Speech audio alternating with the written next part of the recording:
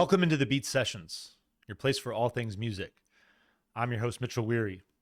Let's talk about David Gray and his new record, Dear Life. That was released on January 17th. This is lucky number 13 for David and his follow-up to 2021's Skellig, teaming up with Ben DeVries once again.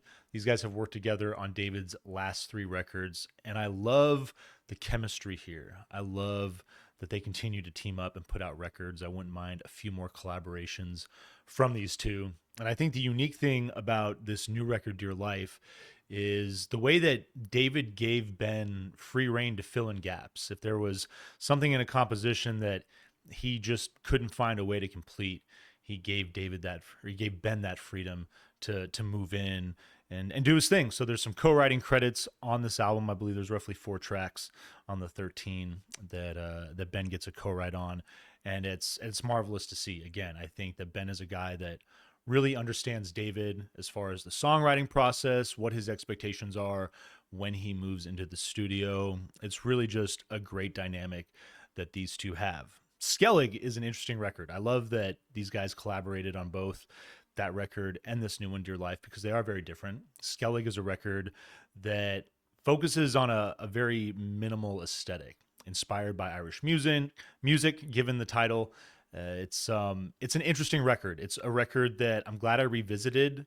The more I listened to it, the more it definitely grew on me. I would still argue that I don't think the Irish influences are as prominent as some critics argued that they were, but I think the music is lovely and really it ventures into some fun places for David. Now, with all that said, I think my biggest frustration, and it has solely to do with the fact that we focus on vinyl on this channel. Coming up in the 90s, working within the CD medium, and now we have streaming platforms where you could put out an endless amount of music if you wanted to.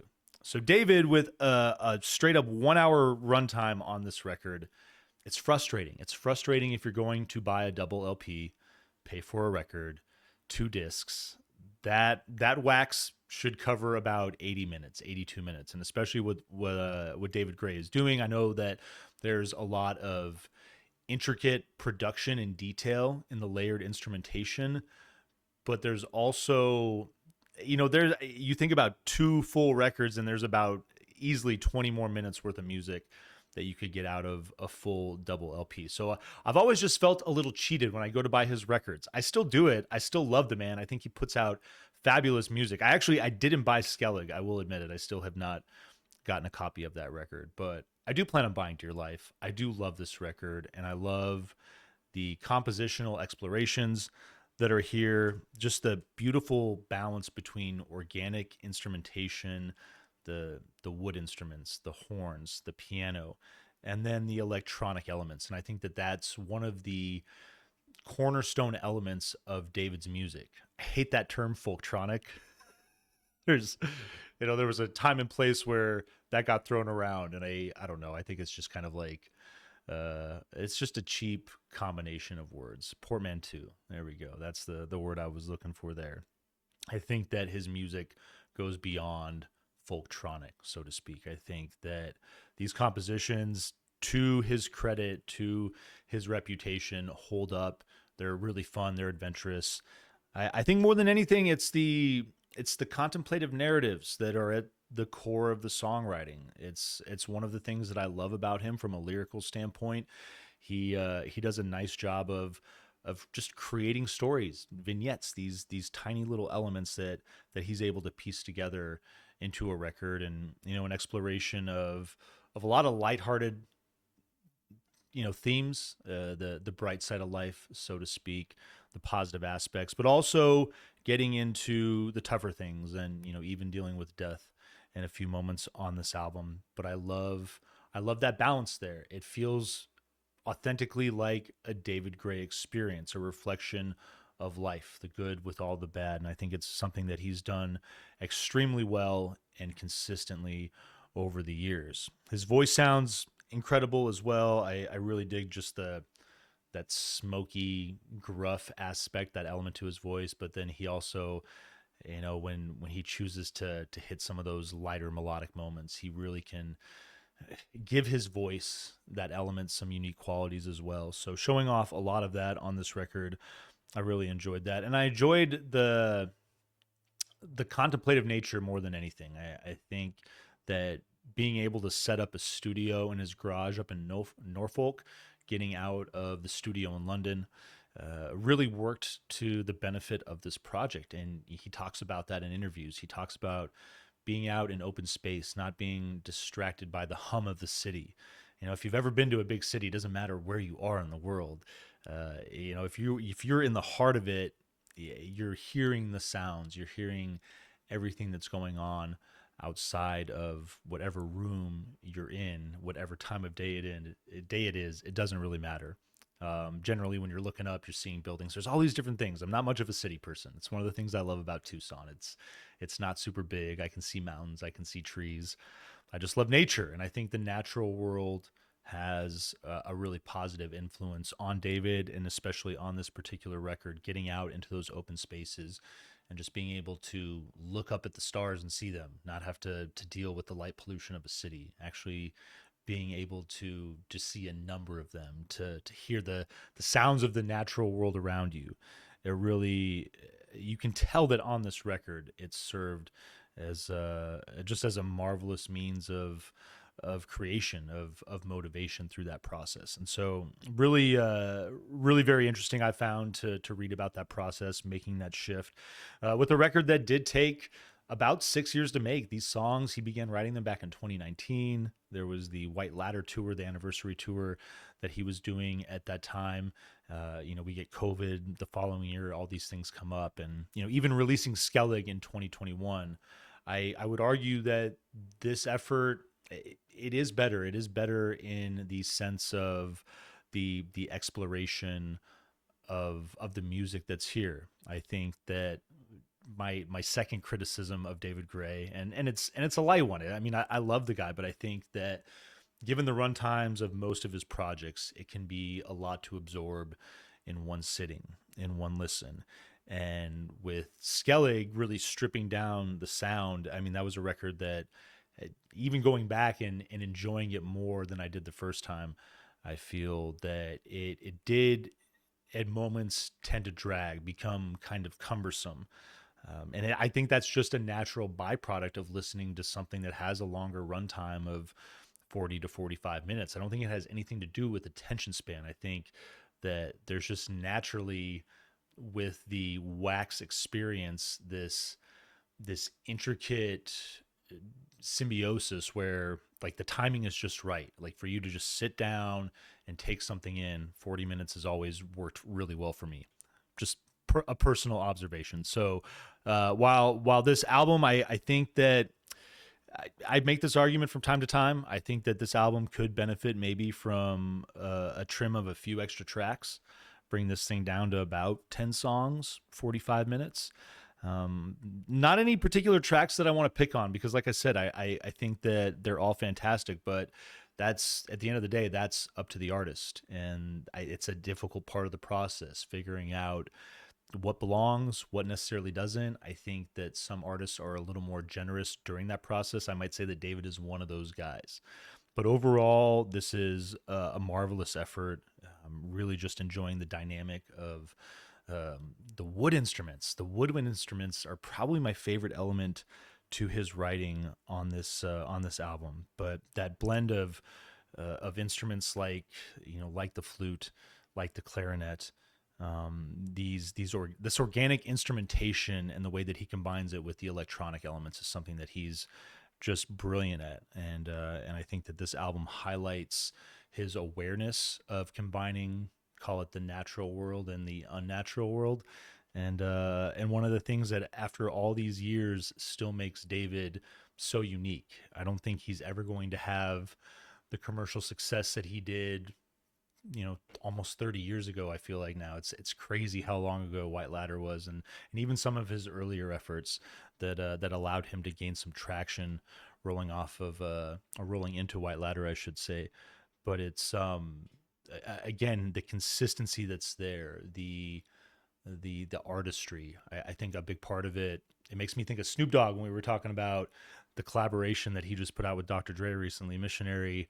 There's something about having been there before, and something about those experiences becoming commonplace over time. It's just a simple byproduct of the years passing. It doesn't make any of this art any less exceptional, but I think it's just a natural byproduct of being human and having something around constantly and being more aware of it, understanding it more, and it takes on this sense of familiarity that it can be welcoming at times. David's one of those guys, I think, that, when you throw on that record, the first parts of it for me, they're always so exciting, but by the end of it, that familiarity, you're accustomed to it.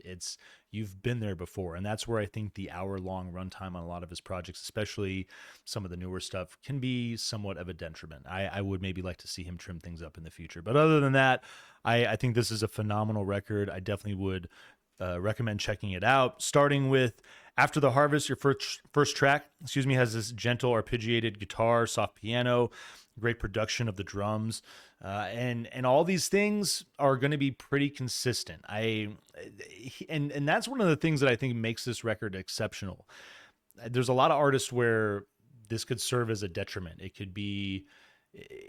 could cause the listener to go into this arena of boredom, to put it simply. But he has a way of, even if all the songs feel like they start with the same type of feel and mood, it's the progression, it's the journey through those compositions and the way different instrumentation is going to start moving in and out that really makes them so fun and engaging. And it's what makes him an exceptional songwriter, more so than a lot of people out there. I think that there's a lot of people that try to do what David continues to do, but he just excels when it comes to those intricacies, those nuances of instrumentation.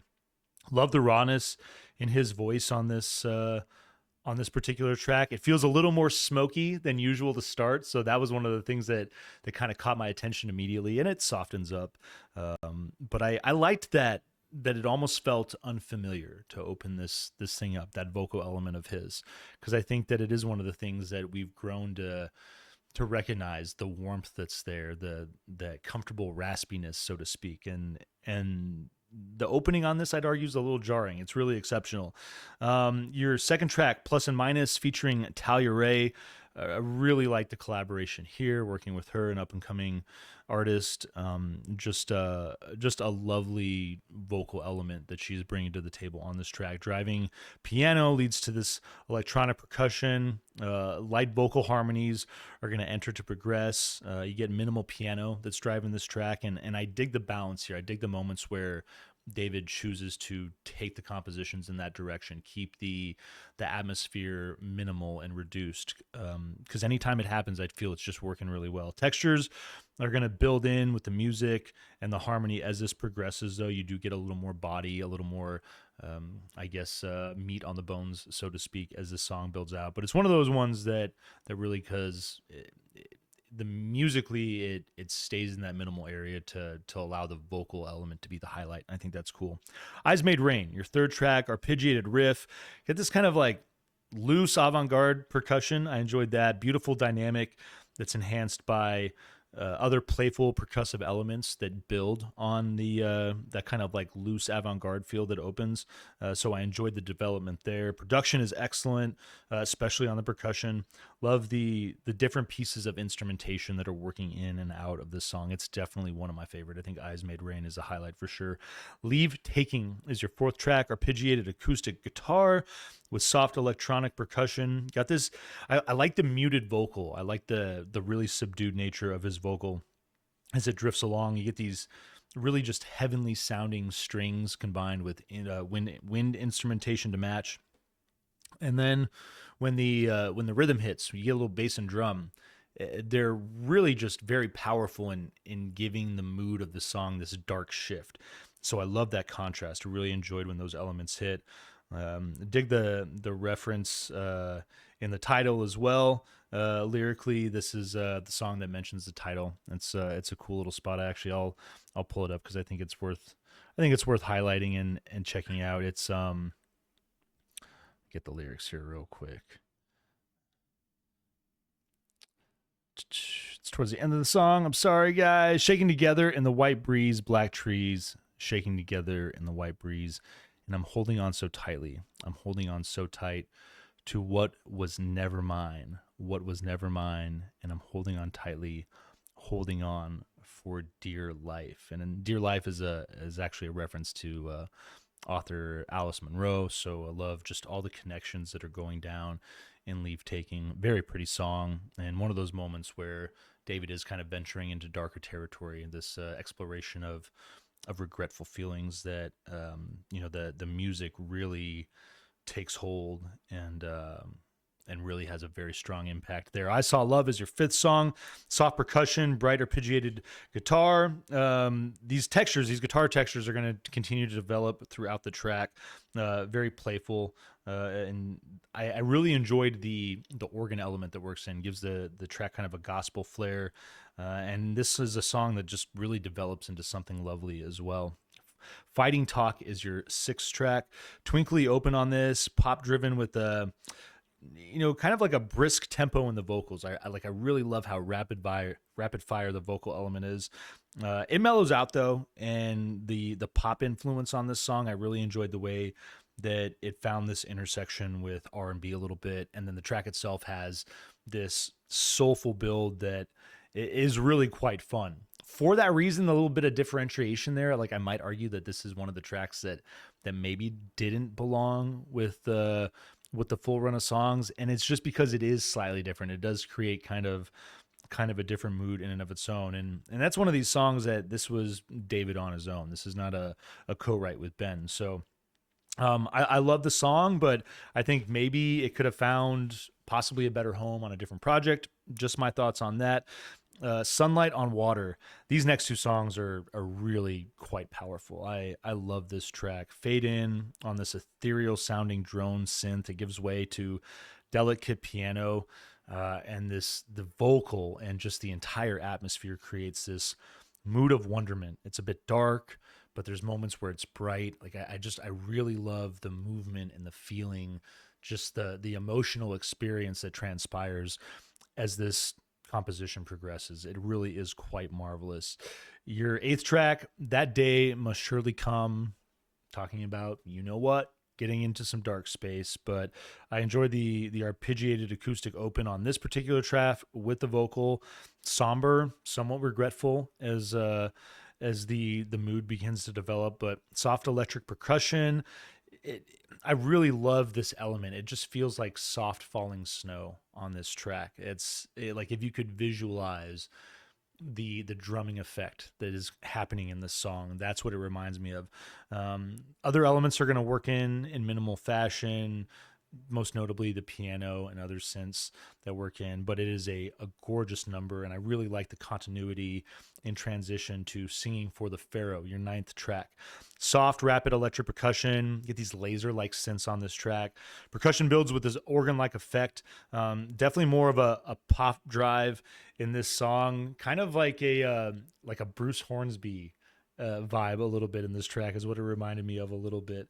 I enjoyed it for that reason. I have a good friend, Eric Ferris, who probably wouldn't like this song for that reason, but give it a chance, buddy. You might dig it. Who knows? Acceptance is your 10th track. Acceptance, it's all right. Big electro beat in this like spooky opening. It's very misleading too, because while the electro beat is maintained throughout the track, you get this really bright piano element that rolls through. Call it a riff, call it what you will, but it moves in and out. There's this intermittent effect to it, building with the vocal, the ambient, light industrial feeling of the song as it opens. But as it progresses, you get wood instrumentation that just creates this wild dynamic. It's bright, it's uplifting, it's super engaging. Really just caught me the moment it became present in the song. And then strings that build in with the cinematic flair as well. I thought that those were just a brilliant compliment too. Future Bride is your 11th track, mid-tempo arpeggiated guitar, soft drum textures, vocal and bass work in on this song. And the percussion continues to develop more. With a traditional sound, you lose more of kind of that electronic sounding production, and it's one thing. Like a lot of these tracks, the bass drum in particular, it's so soft, and there's moments where I'm like, man, is that, is that an actual bass drum, or is that something coming off of a computer? And I think it's a fun element to this record, the way that they're working back and forth with that. This is a track that highlights that production transition and getting more beef, more of that traditional drum sound. So I enjoyed it for that reason. Big horns that that are going to open up along with wind instrumentation about halfway through. And then there's another portion right before the coda where you get similar instrumentation. So 2 appearances from that element on this track. I dig that. The only ones is your penultimate song, number 12. It's got this strong electronic beat with faint acoustic guitar. It feels like all the textures in this song are just drifting in the shadows.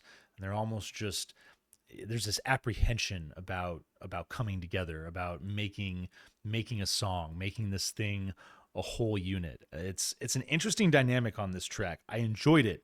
It's one of those ones that I think that maybe David could have removed. And this is a collaboration with Ben. It felt, yeah, like I said, it's a great track, but it felt like it was in that territory of kind of just not feeling that continuity with everything else that's come before it. And then The First Stone is your final track. I really enjoyed the hell out of the song. I think it's a great album closer. Great tone in the electric guitar. It's got this like mellow surf rock tone to it. Very minimal too, as well as the percussion.